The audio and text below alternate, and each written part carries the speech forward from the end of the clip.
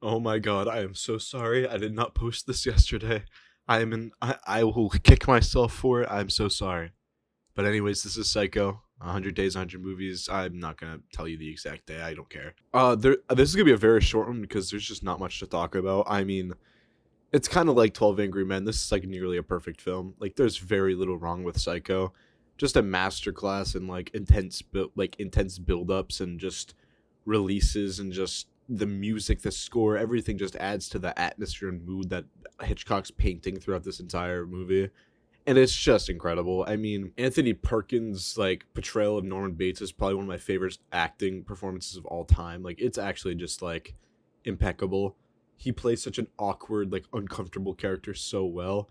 And it's just the entire time you're just put off by his just appearance on screen. Also, this is just a masterclass in subversion. Like, it happens twice. There's a subversion. Spoiler warnings if you haven't like watched this. Watch Psycho. I mean, this is an incredible movie. Like, this is probably one of the best like horror movies of all time, if not the best horror movie of all time. Go and watch it. A little bit of spoilers. Stop watching it right now if you haven't seen it. Like, the spoilers, like the twists in this movie make the movie so like great, honestly. But the subversion at the beginning, where you think that he's the one who's gonna kill her in the bathroom, and it ends up being his mom, that immediately caught me off guard because I didn't expect that. I thought he was like the main villain of the thing. I thought he's the one who killed her. So I was subverted by that to begin with, and then how he's like trying to cover it all up for his mother. That's like such an interesting subversion and like completely changes the movie. I thought the entire thing was a build up to that shower scene, but no, the shower scene causes the rest of the film, which I thought was really interesting. And then the final subversion at the end, that he is his mother and he has split personality disorder, that's just such a crazy like plot twist that I didn't even see coming. And I've this movie is like unbelievably famous. So yeah, just the subversion in this film is just exquisite. Like, this is just such a good movie. I was super close to giving it a 10, but because I have a few dislikes, it is very slow at times and it does not keep you at the edge of your seat the entire film. At a certain point, it loses the tension a little bit, and that kind of just it doesn't keep you completely invested the entire movie.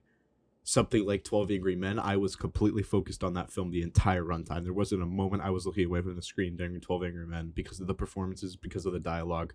This film, there were certain scenes that just didn't fully captivate you. There were certain scenes where I like leaned back, like there's a couple scenes where I felt like not watching it, and the fact that even happened for a second, that immediately doesn't, in my eyes, allow it to be a 10. Something like Schindler's List too, that keeps you watching the entire time. There's not a single moment with Schindler's List where I was like detached from it. I was completely invested in the entire film. This movie, there was just some scenes where I was not completely invested in, and that's what brings it down to a 9 in my book. So yeah, I'm giving this a 9.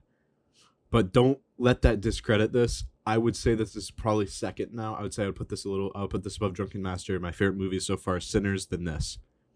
And again, I know putting Sinners above this is crazy, but Sinners, I need to give it higher because it's going to be influential when it came out. Sinners came out in a time of a lack of originality, and it's a completely original movie in the mess of unoriginality. This movie kind of came out in a time when very original movies were coming out, which doesn't discredit this. This is still an extremely influential film, but I think Sinners is going to be very influential in the time coming, and I think I had a more enjoyable experience watching Sinners than Psycho.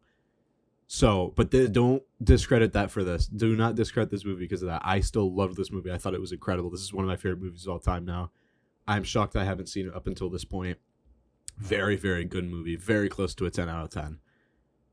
I would say it's barely below Sinners in my book. Maybe not. Maybe on par. I would put it on par with Sinners then. I'm changing my mind as I'm talking. I'm putting this on par with Sinners because it's influential in its own right, and it has pros and cons in regard to Sinners. I don't consider Sinners a horror movie. People keep saying it's a horror movie. I consider it a light thriller, if anything. This is just a straight up horror movie. Again, it's 1960, so I wasn't scared at all. Like, I wasn't like frightened by this film, but it like overall, it's just such a good one. The twists, the subversions makes Psycho such a great film. So yeah, go watch this. There's not much more I'm going to say about it. It's just a good film overall. So yeah, see you tonight because I'm going to release a video on Dusk to Dawn tonight because someone said that Sinners was very similar. So yeah, goodbye.